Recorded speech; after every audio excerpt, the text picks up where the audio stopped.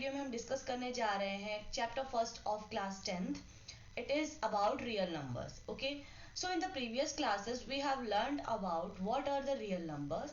तो जनरली हम जो जानते हैं वो क्या कहलाते हैं, जो रियल नंबर्स होते हैं, it is the collection of rational numbers and irrational numbers. Okay, तो आज हम उसी स्टडी को थोड़ा सा और आगे लेके जाएंगे एंड आज के इस चैप्टर में हम फिर से लाइन टू लाइन डिस्कशन करेंगे by relating it to the previous knowledge. Okay, तो सबसे पहले आ जाते हैं इसके इंट्रोडक्शन पार्ट में. It is written that in class 9th you begin your exploration of the world of real number and encountered irrational numbers. Means class 9th में आपने क्या क्या चीजें पढ़ी हुई थी. आपका जो चैप्टर था number system, that started with the numbers, that is the natural numbers that started from 1 2 3 4 and so on. And इसके बाद आपने पढ़ा था होल नंबर, जिसमें आपने नेचुरल नंबर के साथ एक जीरो को इंक्लूड किया था to make the set of a whole number. And after that you have come across the negatives of the number also, which make the collection as a integer. And उसके बाद आपने क्या पढ़ा था, कुछ ऐसे नंबर जो कि p by q के फॉर्म पर रिप्रेजेंटेबल थे, where p and q are integers and q is not equal to 0. They are known as rational number. And after that between that section you have also discussed about irrational numbers also. Means ऐसे number जो कि p by q के form पे representable नहीं थे, ऐसे numbers को हमने क्या कहा था, irrational नंबर कहा था. उस क्लासेस में हमने कुछ डेसिमल एक्सपेंशंस के बारे में भी पढ़ा था कि अगर हमारे पास कोई डेसिमल एक्सपेंशन टर्मिनेटिंग या फिर non terminating repeating kind of होता है तो ऐसे decimal expansion generally rational numbers के होते हैं. ऑन द अदर हैंड अगर हमारे पास जो जो डेसिमल एक्सपेंशन है वो non terminating non recurring kind of होगा तो हमारे पास ये किस टाइप के नंबर्स होंगे, इरेशनल होंगे. यहाँ तक थी हमारी प्रीवियस क्लास की studies. Now we will continue our discussion on real numbers in this chapter. We will begin with the two very important properties of positive integers in section 1.2 and 1.3, namely Euclid's division algorithm and fundamental theorem of arithmetic. Although rationalized syllabus में Euclid's division algorithm is the deleted portion, but I think we will discuss if it is given here. Okay, and the second one is the fundamental theorem of arithmetic. Euclid's division algorithm, as the name suggests, has to do with the divisibility of integers. Stated simply, it says any positive integer a can be divided by another positive integer b in such a way that it leaves remainder r that is smaller than b. तो जो आपके Euclid's division algorithm है वो कोई extra चीजें नहीं बोल रहा है. It is just simple that if you are going to divide 12 by 4 और 12 by 2 you are going to get some quotient and remainder. तो ये जस्ट ऐसा ही है कि सपोज आपने क्या किया, एक नंबर लिया, सपोज मैंने एक नंबर लिया 12 एंड अगर मैं 12 को 2 से डिवाइड कर रही हूँ then I am going to get 6 as the quotient and 0 as the remainder. तो what I will write is a is equal to b q plus c के फॉर्मेट में हम इसे लिख सकते हैं. ठीक है, बी क्यू प्लस सी और we can say b q plus r where b is the divisor and q is the quotient and r will be the remainder. Many of you probably recognize that as the usual long division process. Although it is the result, this result is quite easy to state and understand. It has many applications related to the divisibility properties of integers. We touch upon few of them and use them to compute HCF of the two positive integers. तो यहाँ पे जो हम Euclid's division algorithm का use करेंगे वो generally हम किसके लिए करेंगे, HCF को फाइंड करने के लिए. Now come to the second thing, that is the fundamental theorem of arithmetic. On the other hand, has to do with the multiplication of positive integers. You already know that every composite numbers can be expressed as the product of prime in a unique way. मतलब क्या है कि जब भी आप suppose मैंने 12 लिया और मैं 12 के फैक्टर्स निकालने जाऊंगी तो मुझे क्या पता चलेगा कि 12 के फैक्टर में क्या क्या होता है, 2 होगा एंड 3 होगा. मीन्स 2 2 जा 4, 4 2 जा 2 2 जा 4 and 4 3 जा 12. तो 2 into 2 into 3 will be the prime factorization of 12. तो आप देख सकते हैं कि all the numbers are unique and all the numbers are a prime number. So this is important fact. This important fact is the fundamental theorem of arithmetic. Again, while it is the result that is easy to state and understand, it has some very deep significance application in the field of mathematics. We use fundamental theorem of arithmetic for two main application. First, we will use to prove the irrationality of many of the numbers.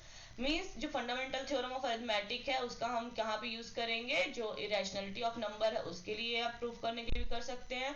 And the second thing is we apply this theorem to explore very exactly the decimal expansion of rational numbers, say p by q is terminating or when it is non terminating repeating. तो ये हम जब भी application अभी होगा तो हम check कर लेंगे. Now we do so by looking at the prime factorization of the denominator of q. You will see that prime factorization of q will completely reveal the nature of the decimal expansion of p by q. Let us begin our exploration. So on the first part, let us discuss the fundamental theorem of arithmetic कि actually पे ये है क्या.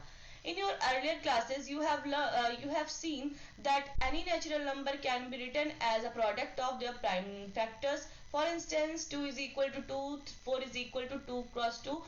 Means कि जो भी चीजें हमारे पास गिवन है वो हम कैसे रिप्रेजेंट कर पा रहे हैं, द प्रोडक्ट ऑफ प्राइम्स के फॉर्म पे. 253 is equal to 11 multiplied by 23 and so on. Now let us try and look at the natural numbers from another section. That is any natural number we obtain by multiplying prime numbers. Let's see. तो यहाँ पे आप देख सकते हैं कि जो भी आपके पास numbers given है, like 1771 is the product of 7 into 11 into 23. This number is the product of 2 into 3 into 7 into 23 and so on. तो यहाँ क्या है, take any collection of prime number.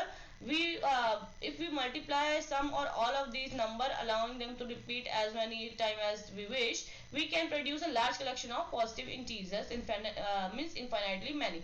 तो यहाँ पे क्या है कि जब भी हम प्रोडक्ट करेंगे प्राइम नंबर्स के, आप वहाँ पे जैसे जैसे प्राइम नंबर्स बढ़ाते जाएंगे प्रोडक्ट में, आपके रिजल्ट्स चेंज होते जाएंगे और इस तरह से आप इनफाइनाइटली मैनी इंटीजर्स को अचीव कर सकते हैं. Now let us suppose your collection of prime includes all the possible primes. What is your guess about the size of the collection? Does it contain only a finite number of integers or infinitely many? In fact, there are infinitely many primes. So if we combine all these primes in all possible ways, we will get an infinite collection of number. All the prime and all possible product of primes. The question is, can we produce all the composite numbers this way? What do you think? Do you think that there may be a composite number which is not a product of prime? Means पूछ रहा है कि यहाँ पे हमने देखा कि सारे composite numbers क्या है, prime factorization में आपके available है. तो is there any number which is not available at the prime factorization? तो answer will be no, because आप सारे ही composite number को product of prime के form पे लिख सकते हो. ठीक है. Before we answer this, let us factorize the positive integers so that we can see here. We have taken 32760 और यहाँ पे ये फैक्टर ट्री की हेल्प से हमने देखा कि हर बार अगर हमने 2 फैक्टर निकाला तो यहाँ पे पॉसिबल फैक्टर्स क्या हो गए, 2 into 2 into 2 into 3 into 3 into 5 into 7 into 13. तो in this way you are going to get the series of product of primes to get the composite number. So we are going to use the factor tree with which you are all familiar. Let us take some large numbers, say this, and factorize it as shown below. तो यहाँ पे आप देख सकते हैं this was the composite number, और जब हमने फैक्टर ट्री की हेल्प से इसको सॉल्व किया तो we got various prime numbers that were unique and we are able to get the composite number by doing the product of their prime numbers. Okay. Now so we have factorized this as 2 into 2 into 3 into 3 into 5 into 7 into 11 as the product of their primes. Means यहाँ पे आप देख सकते हैं कि हमने क्या किया है, जो भी कंपोजिट नंबर था उसको as a product of prime लिख दिया है. ठीक है. Of course you have checked this are primes. अब आपने ये सब चेक कर लिया होगा, जो भी चीजें गिवन है आपको ये चेक करना है. आपने रफ पे जाके इसको प्राइम फैक्टराइजेशन करके देख सकते हैं कि क्या सारे composite number as a product of prime available है कि नहीं है. This leads us to a conjecture that every composite number can be written as the product of their primes. In fact, the statement is true and is called the fundamental theorem of arithmetic. तो 10th class के point of view से 2 number का important question है कि कभी exam में आ जाता है, वो क्या पूछता है, right down the fundamental theorem of arithmetic. तो जो सबसे इंपॉर्टेंट चीज है आप सभी के लिए जानने के लिए वो ये है कि कभी भी कोई भी थ्योरम होती है या किसी चीज की डेफिनेशन होती है, वहां पे ये एसेंशियल होता है कि जो आपको यहाँ लैंग्वेज दी हुई है आप ट्राई कर सकते हो कि जो भी चीजें यहाँ दी हुई है एज इट इज होनी चाहिए. क्योंकि जो थ्योरम्स वगैरह होती है अगर उसका एक भी वर्ड चेंज हो जाता है, मीन्स अगर सपोज आपने कुछ अपने ओपिनियन से लिख दिया तो वहाँ पे कंप्लीटली डेफिनेशन भी चेंज होने की चांसेस होते हैं। और थ्योरम्स ऐसी होती है जो एब्सोल्यूट होती हैं, मीन्स यूनिवर्सल काइंड ऑफ होती हैं, तो यहाँ पे हमें छेड़छाड़ पसंद नहीं होती है। दैट्स वाई हम ट्राई करते हैं कि जो भी चीज़ें एज इट इज लिखने की, ठीक है। तो थ्योरम 1.1 क्या कहती है? Fundamental theorem of arithmetic, every composite number can be expressed as the product of their primes and this factorization is unique apart from the order in which the prime numbers occur. मतलब क्या है कि जैसे मैंने इसके पहले एक example बताया था कि we have taken 12 as a composite number, और जब हम इसका फैक्टराइजेशन करने गए थे तो हमें क्या मिला था? 2 इंटू 2 इंटू 3। तो बोलने का सेंस क्या है कि हम इसको as a product of prime लिख सकते हैं, और सारे जो 2 और 3 है वो यूनिक है। साथ में अगर मैं चाहूँ तो इसको ऐसा भी लिख सकती हूँ 2 to the power 2 multiply by 3 और 3 इंटू 2 टू द पावर 2। इसका मतलब क्या है कि ऑर्डर मैटर नहीं करता है, बस आपके जो नंबर्स है, प्राइम नंबर्स है, वो यूनिक होने चाहिए, ठीक है। तो यही थी आपकी क्या? Fundamental theorem of arithmetic. और आप इस चीज को चाहो तो नोट कर लो, क्योंकि ये एग्जाम पॉइंट ऑफ व्यू से इंपॉर्टेंट है और अक्सर ये 2 नंबर के क्वेश्चंस में आ जाती है, ठीक है। इसके बाद हम नेक्स्ट देखेंगे, the fundamental theorem of arithmetic says that every composite numbers can be factorized as a product of their primes. Actually it says more, it says that given any composite number it can be factorized as the product of prime numbers in a unique way. unique way बोलने का sense जो अभी हमने बताया ना, कि जैसे 2 into 3 into 5 into 7 हमने लिया है, तो इसका अगर हम ऑर्डर चेंज कर दे रहे हैं तो भी हमारा मतलब वही है कि हम किसी भी नंबर को, कंपोजिट नंबर को as the product of their prime express कर सकते हैं। और ये ऑल प्राइम नंबर्स क्या है? यूनिक है अपार्ट फ्रॉम द ऑर्डर, जो कि आपकी फंडामेंटल थ्योरम ऑफ अरिथमेटिक कहती है।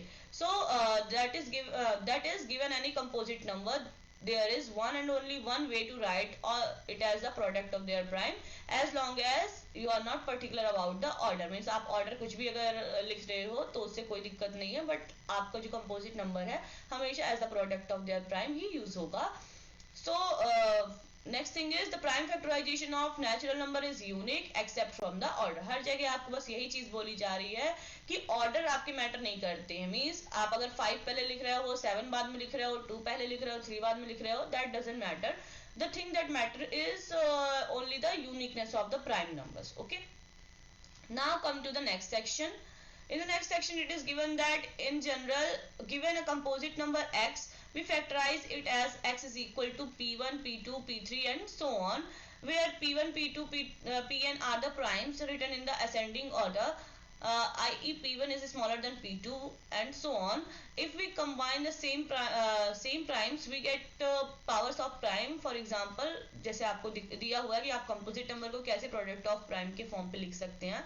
Once we have decided that order will be ascending, then the way the number is factorized is unique. मतलब ये unique कब होगा कि सपोज हमने डिसाइड कर लिया है कि जब भी हम फैक्टराइजेशन करेंगे तो हम क्या करेंगे? असेंडिंग ऑर्डर की तरफ चलेंगे। मतलब अगर हम जो 2 की पावर है वो पहले ले लेंगे, then 3, then 5, then 7 and so on. The fundamental theorem of arithmetic says has many application both within mathematics or in the other fields.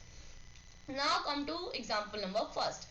Example number first says that consider the number 4 raised to power n, where n is the natural number. Check whether there is any value of n for which 4 ends with the digit 0. तो ये question क्या कह रहा है कि suppose आपके पास क्या है? 4 रेज टू पावर n एक नंबर है, और आपको ये बताना है क्या किसी n नंबर के लिए ये पॉसिबिलिटी है क्या कि जो आपका इन डिजिट हो वो 0 हो। तो आपको पता है इन डिजिट 0 किसकी किसकी होती है। Suppose I am taking 10, 100, 1000, it's means 980 and so on. इन सब में क्या होता है कि जो आपका फैक्टर होता है वो 10 एज अ फैक्टर प्रेजेंट होता है। ये आपको कैसे पता चला? क्योंकि किसी भी डिजिट, मतलब किसी भी नंबर की अगर लास्ट डिजिट 0 है तो ऑब्वियस है कि वो 10 से डिविजिबल होगा। अब अगर 10 से डिविजिबल होगा तो मतलब 10 के फैक्टर्स क्या क्या होते हैं? 2 एंड 5। तो by using that you can say that कि अगर आपका 4 रेज टू पावर n में अगर आप ये 2 इंटू 5 निकाल के दिखा पा रहे हो तो आप कह सकते हो कि जो डिजिट है वो 0 से एंड होगी। यहाँ 4 रेज टू पावर n में आप देख सकते हो कि 4 को अगर आप प्राइम फैक्टराइज करोगे तो आप 2 इंटू 2 बस कर सकते हो। यहाँ पे कोई भी चीज ऐसी नहीं है जहाँ पे आपको 5 दिख रहा हो। अगर आपका 5 यहाँ पे प्रेजेंट नहीं है तो आंसर होगा यहाँ पे नो, क्योंकि यहाँ पे आपका लास्ट डिजिट 0 नहीं होगी। Now let's check the solution. So if the number 4 raised to power n for any n where to end the digit 0 then it would be divisible by 5. देखो यहाँ पे लिखा हुआ है कि ये क्या है, 5 से डिविजिबल होगी. That is the prime factorisation of 4 raised to power n would contain prime number 5. That is not possible because 4 की पावर n को आप क्या लिख सकते हो, 2 होल मीन्स 2 की पावर 2n.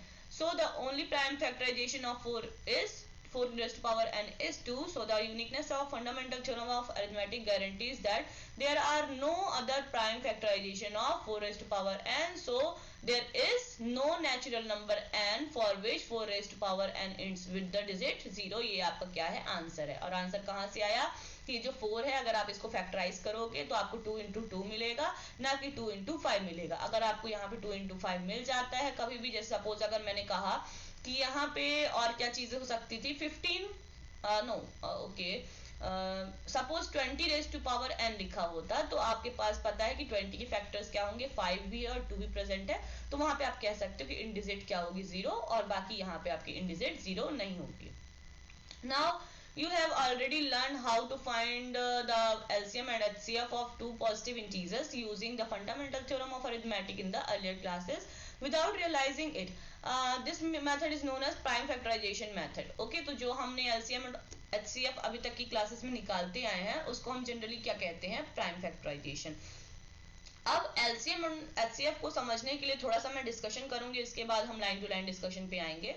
तो जैसे कि आपको पता है कि आप बचपन से LCM एंड HCF वाले क्वेश्चंस को सॉल्व करते हुए आए हैं, ठीक है.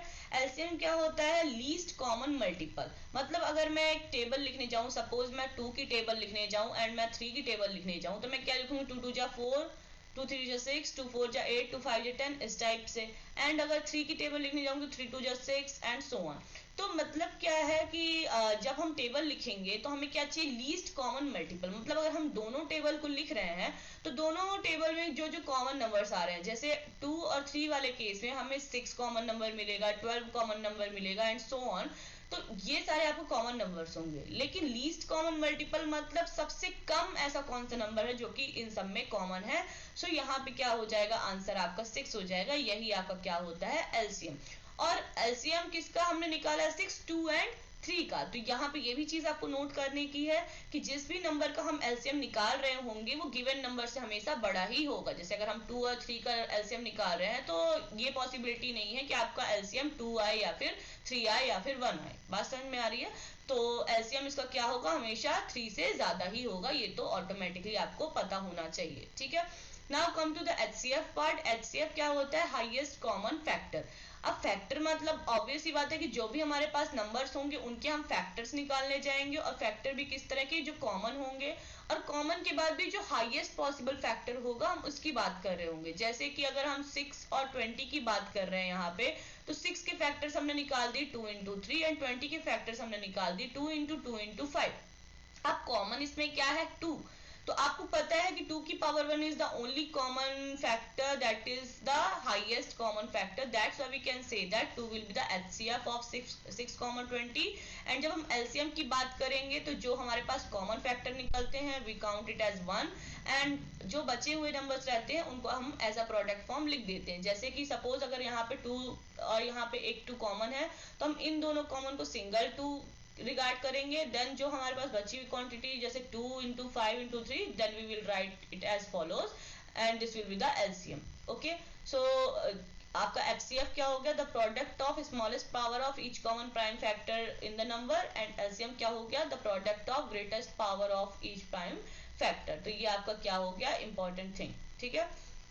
Now from the example above you might have noticed that LCM into HCF is equal to the product of number. मतलब यहाँ से क्या है, आपको एक रिजल्ट मिलता है कि अगर आप दो नंबर्स का LCM और HCF निकाल रहे हो तो हमेशा जो product of the LCM of 2 numbers and HCF of 2 numbers होता है वो तो प्रोडक्ट ऑफ नंबर के इक्वल होता है.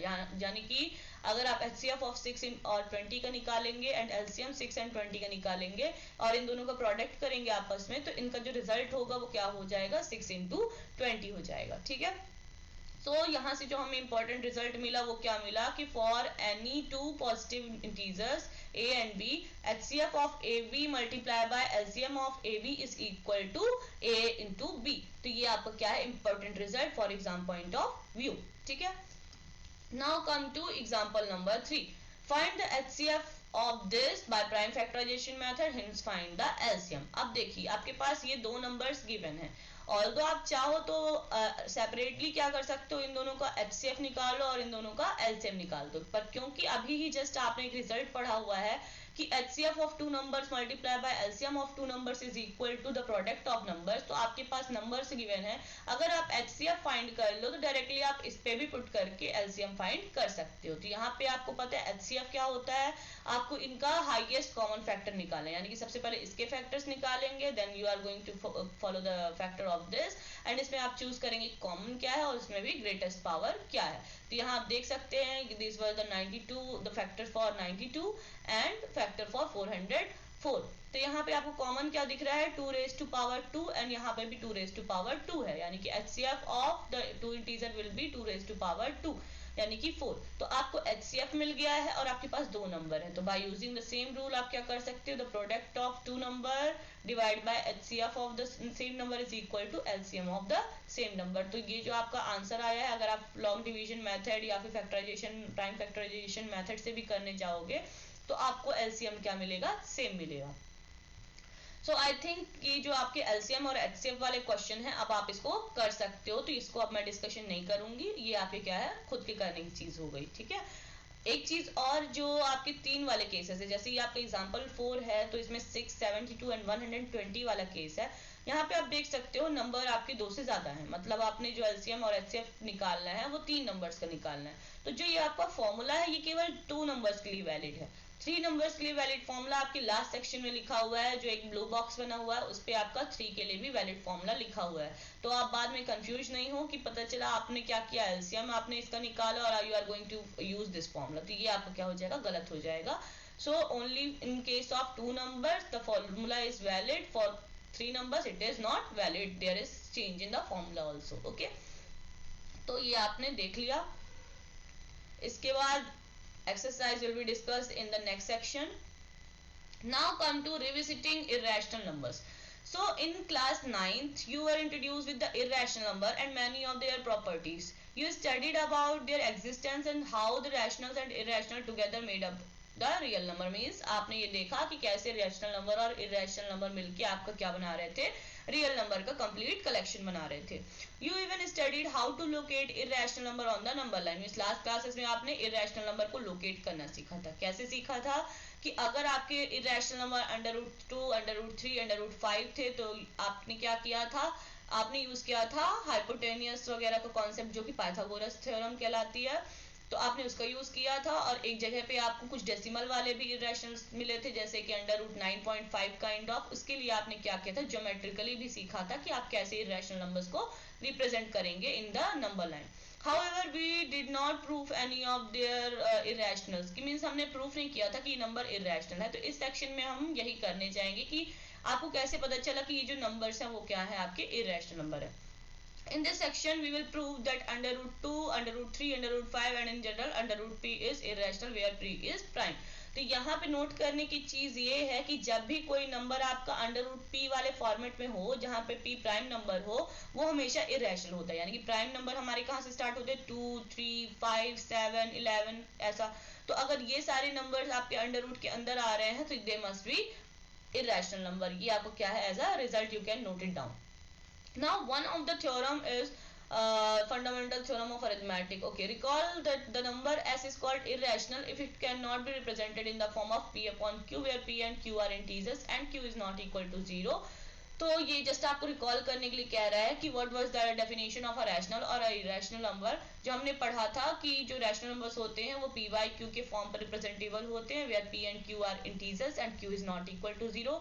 Also p and q are coprime numbers. और को प्राइम के बारे में हमने ये पढ़ा था कि ऐसे पेयर ऑफ नंबर्स जो कि आपको केवल कॉमन फैक्टर एज 1 देते हैं, ऐसे नंबर्स को हम क्या कहते हैं, को प्राइम नंबर्स होते हैं। एक बात ध्यान रखने की चीज है कि जो नंबर्स आपके होंगे वो को प्राइम और प्राइम डिफरेंट चीज है। प्राइम नंबर हम सिंगल नंबर्स की बात करते हैं जो कि प्राइम होते हैं, और को प्राइम में जो पेयर ऑफ नंबर्स होते हैं उनके बीच में अगर कोई कॉमन फैक्टर एग्जिस्ट नहीं कर रहा होता है तब हम इनको क्या कहते हैं, को प्राइम नंबर्स कहते हैं। को यहाँ पे पेयर ऑफ नंबर्स के लिए एडेड है, ओके।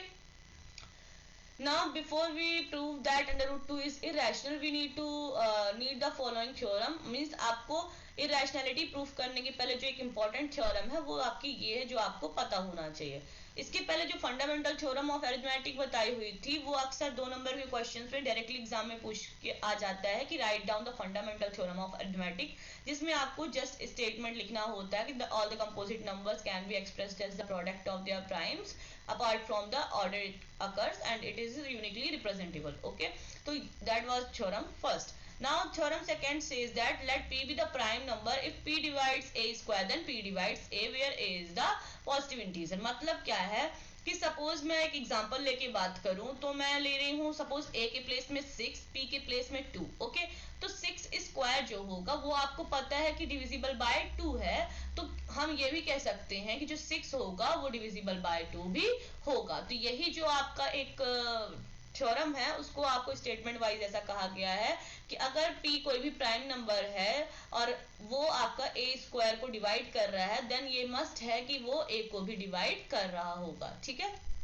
इसका प्रूफ दिया हुआ है, आप चाहो तो एक बार रीड कर सकते हो. जैसे कि let the prime factorisation of a b as follow. Suppose हमने क्या किया, a जो क्योंकि हमने नंबर लिया था तो नंबर कैसा था, हमारा कंपोजिट नंबर था और हमने पढ़ा हुआ है कि every composite number can be expressed as the product of their primes. तो हम a को कैसे रिप्रेजेंट कर सकते हैं, p1 p2 p3 up to pn के फॉर्म पे रिप्रेजेंट कर सकते हैं. ठीक है, अब हमने अगर इसका स्क्वायर किया तो क्योंकि हर नंबर आपका डबल बार रिपीट हो रहा है तो आप इसको क्या लिख सकते हो, p1 square p2 square and so on. Now we are given that p divides a square, तो आपको पता है कि अगर p a स्क्वायर को डिवाइड कर रहा होगा तो इन फैक्टर में कहीं ना कहीं तो p प्रेजेंट होगा. Therefore from the fundamental theorem of arithmetic it follows that p is one of the prime factor of a square. मतलब जो आपने यहाँ पे a स्क्वायर का लिखा हुआ है तो ये श्योरिटी है कि यहाँ पे अगर सपोज p1 है तो p1 ही हो सकता है वो p हो. However, using the uniqueness part of the fundamental theorem of arithmetic, we realize that the only prime factor of a square are this. So, p is one of the p1, p2, p3 and pn. मतलब क्या है कि भले चाहे आप 2 यहाँ पे लिख रहे हो और 2 की पावर 2 लिख रहे हो, जो प्राइम नंबर्स आपके होंगे वो यूनिक होंगे. मतलब यहाँ पे भी 2 है और यहाँ पे भी 2 है. मतलब अगर आपका p a स्क्वायर को डिवाइड कर रहा है तो मैं अगर कहूँ कि p1 इज p, तो ये अगर यहाँ पे p स्क्वायर आ रहा है तो ये भी तो p ही कहलाएगा. Means a is equal to यहाँ पे p into p2 p3 and so on. तो यहाँ पे क्या लिखा है, p is one of the them, that's why. अब p अगर आपको यहाँ पे मिल गया है तो आपको पता चल गया कि अगर यहाँ पे p as a factor present है तो p क्या होगा, आपका a को डिवाइड करेगा. इसका प्रूफ एग्जाम में नहीं आता है, बस ये आपके जस्ट नॉलेज के लिए जो आपको पता होना चाहिए. और ये थ्योरम आप कब लिखने जाओगे, जब भी आप इरेशनैलिटी को प्रूफ करोगे तो by which theorem you are means writing की डिवाइड करेगा तो आपको ये स्टेटमेंट लिखना पड़ेगा. इसको आप जनरली 1 मार्क्स मिल जाते हैं एग्जाम में. ठीक है, now come to the proofing part that under root 2 is irrational. तो यहाँ पे इस सेक्शन पे हम ये देखेंगे कि कोई भी नंबर जैसे अंडर रूट 2 है, अंडर रूट 3 है, अंडर रूट 5 है, किसी को भी अगर हमें यहाँ पे इरेशनल प्रूफ करना होगा क्योंकि एग्जाम में आपका ये क्वेश्चन आता ही आता है. तो यहाँ पे जो आपका मेन लॉजिक है वो ये है कि जब भी आपको किसी नंबर को इरेशनल प्रूफ करना है तो आपकी ड्यूटी बनती है सबसे पहले आप इसको रैशनल नंबर कंसीडर करते हो. रैशनल नंबर कंसीडर करने का मतलब क्या है कि आपको पता है कि जब भी आप रियल नंबर से डील कर रहे होते हो वहां पे 2 ही पॉसिबिलिटीज होती हैं, या तो नंबर आपका रैशनल होगा और या तो इरेशनल होगा. आप बहुत अच्छे से परिचित किस टाइप के नंबर से होते हैं, रैशनल नंबर से, जिसमें आपको पता होता है कि ऐसे नंबर जो कि पी वाई क्यू के फॉर्म पर रिप्रेजेंटेबल है और पी एंड क्यू क्या है, को प्राइम है, तो आप क्या देते थे कि ये रैशनल नंबर है. ठीक है, तो अंडर रूट 2 को इरेशनल अगर आपको प्रूफ करना है तो अगर आप इसको रैशनल मान के चलो और लास्ट तक अगर आपको कोई कॉमन फैक्टर नहीं मिलेगा तो आपका रैशनल नंबर हो जाएगा. लेकिन अगर आपको कोई कॉमन फैक्टर मिल जाएगा तो ऑब्वियस ही बात है कि वो रैशनल नंबर की प्रॉपर्टी को क्या होगा, डिनाई कर देगा. और अगर रैशनल नंबर डिनाई हो जाएगा तो दूसरी जो पॉसिबिलिटी बचती है वो इरेशनल नंबर की बचती है. तो जो आपका कॉन्सेप्ट आपको यूज करना है वो बस यही यूज करना है कि सबसे पहले आप अंडर रूट 2 को रैशनल मानोगे तो ये आपका p बाई क्यू के फॉर्मेट पे रिप्रेजेंटेबल हो जाएगा. अगर ये आपका p बाई क्यू के फॉर्मेट पे रिप्रेजेंटेबल हो जाएगा तो आप ये मान के चलोगे कि जो p एंड q है वो क्या है, को प्राइम, यानी कि उन दोनों के बीच में कोई भी कॉमन फैक्टर एग्जिस्ट नहीं कर रहा होगा. इसके बाद जब आप सॉल्व करोगे तो सॉल्व करने के बाद आपको एट लास्ट ये समझ में आएगा कि सपोज अगर आप अंडर रूट 2 का फाइंड कर रहे हो तो आपको 2 कॉमन फैक्टर मिल जाएगा पी एंड क्यू में, और क्योंकि आप पहले से कोप्राइम मान के चले थे तो मतलब वहां पे एग्जिस्टेंस ऑफ फैक्टर क्या था, एक कॉन्ट्रडिक्शन दे रहा था, दैट्स वाई आप कह सकते हो कि वो इरेशनल नंबर है। ठीक है, तो आप यहाँ पे देख लो कि ये आपका क्या इंपॉर्टेंट पोर्शन है और ये एग्जाम में आता है, तो एक बार आप इसको डिस्कस कर लेना। ठीक है, so let us assume to the contrary that under root 2 is rational. तो सबसे पहले हमने क्या माना है कि let under root 2 is rational. अगर अंडर रूट 2 रैशनल है then it can be expressed as the p by q form. यहाँ पे इसने क्या कर दिया, आर बाई एस का फॉर्म ले लिया है। नाउ अगर r बाई एस की जगह हम a बाई बी भी ले लेंगे तो चल जाएगा। तो हमने क्या किया, सबसे फर्स्ट में हमें लिखना है कि let under root 2 is a rational number, that's why under root 2 can be written as under root 2 is equal to a by B.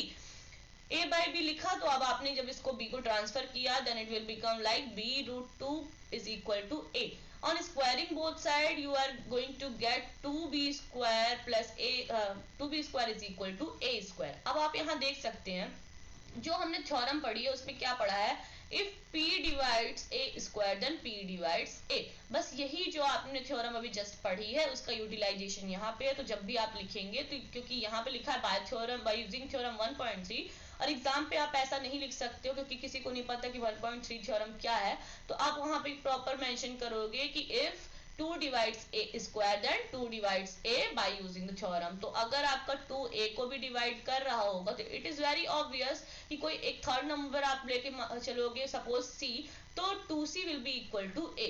तो अगर आपने यहाँ से आपने क्या प्रूफ किया कि अगर 2 आपका a स्क्वायर को डिवाइड करेगा तो 2 a को भी डिवाइड करेगा, और अगर ऐसा हुआ तो आपका a is equal to 2c के बराबर हो जाएगा। ये आपको कैसे पता चला, एक एग्जांपल लेके बोले तो अगर मान के चलिए कि 2 6 को डिवाइड कर रहा है तो एक अलग नंबर हमें मिला ना 3, जिसको हम लिख सकते हैं 2 multiply by 3 is equal to 6। तो यहाँ पे हम कोई पर्टिकुलर केस ना करके हम क्या कर रहे हैं, जस्ट एक एल्जेब्रिक केस कर रहे हैं कि जिसमें हमने क्या कर दिया, एक वेरिएबल ले लिया कि suppose c is a variable, so 2c will be equal to a। अब जो हमने a is equal to 2c लिया, अब यही वैल्यू को हमें a की प्लेस पे रख देना है, यानी कि 2b square will be equal to 2c का होल स्क्वायर, और वो किसके बराबर आ जाएगा, 2b square is equal to 4c square. अब क्योंकि यहाँ पे 2 है और यहाँ पे 4 है तो पहले हम 2 1 जा 2 एंड 2 2 जा 4 कर देंगे, तो यहाँ पे जो हमारा रिजल्ट आएगा वो क्या आ जाएगा, b square is equal to 2c square. So this means that 2 divides, अब यहाँ पे देखिए यहाँ पे 2 था और यहाँ पे क्या था b स्क्वायर, तो इसका मतलब क्या है, if 2 divides b square then 2 divides b। तो अगर 2b को भी डिवाइड करेगा तो एक और हम नंबर ले लें सपोज d, तो हम क्या लिख सकते हैं 2d is equal to b। तो हमें क्या पता चला कि 2 हमारा b में भी कॉमन फैक्टर था और 2 हमारा a में भी कॉमन फैक्टर था, और हम स्टार्टिंग में क्या मान के चले थे कि जो a और b है वो हमारे कोप्राइम है, तो वहां पे अदर कॉमन फैक्टर की पॉसिबिलिटी भी नहीं थी, इसलिए हम कह सकते हैं कि वो हमें कॉन्ट्रडिक्शन लेके आ गया। So this contradiction has arises because of our incorrect assumption, that's why we can say that under root 2 is irrational। यही सेम काम आपको क्या अंडर रूट 3 और अंडर रूट 5 के केसेस में भी करने हैं। प्रोसेस पूरी आपकी सेम रहेगी, थ्योरम आपकी पूरी सेम रहेगी, बस याद रखने का पोर्शन ये है कि सपोज अगर आप अंडर रूट 2 को इरेशनल प्रूफ कर रहे होगे तो आपको जो कॉमन मिलके आएगा फैक्टर वो यहाँ पे क्या मिलेगा 2। In case of under root 3 आपको कॉमन फैक्टर क्या मिल जाएगा 3, and in case of under root 5 आपको कॉमन फैक्टर क्या मिल जाएगा 5। ये आपको क्या है, नॉलेज वाला सब्जेक्ट है। ठीक है, सो यहाँ तक कोई भी डिस्कशन करने वाली चीजें नहीं है।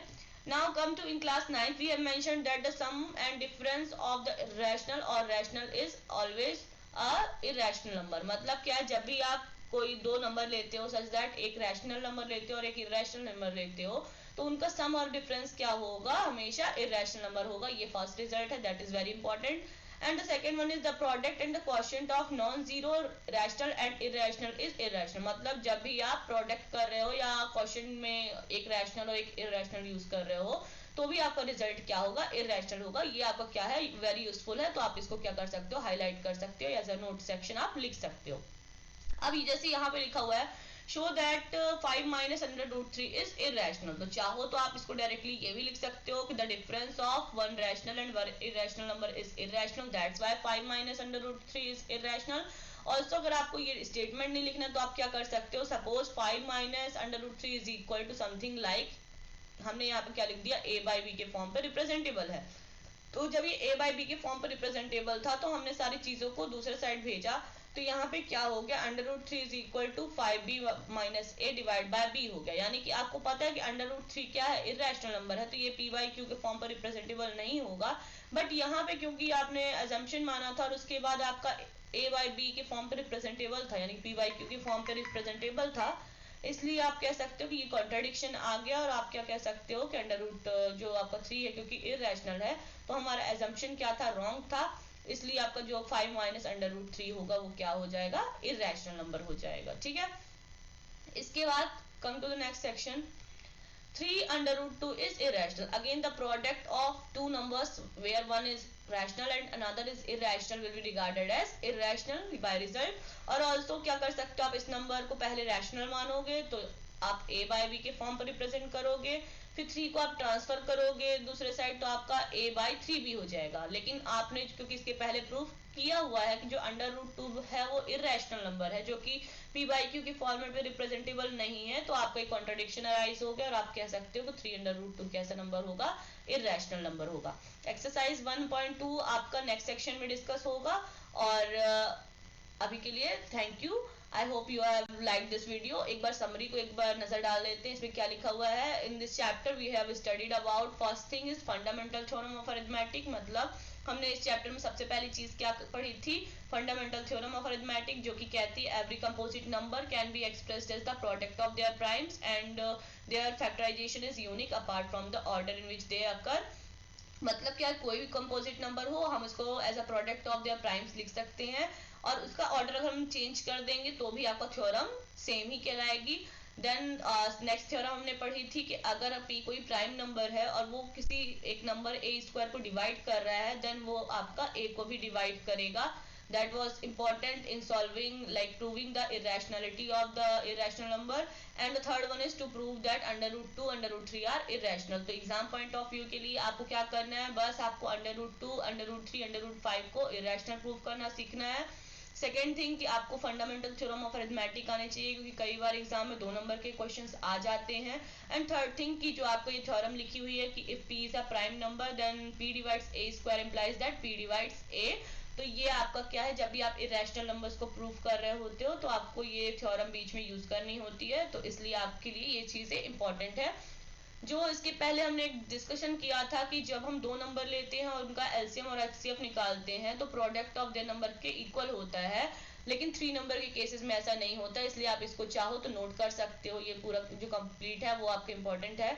क्या लिखा हुआ है कि अगर हम 3 नंबर ले रहे हैं तो HCF of 3 numbers multiply by LCM of 3 number is not equal to the product of their numbers, यानी कि आप वहां पे मिसकंसेप्शन नहीं रखोगे।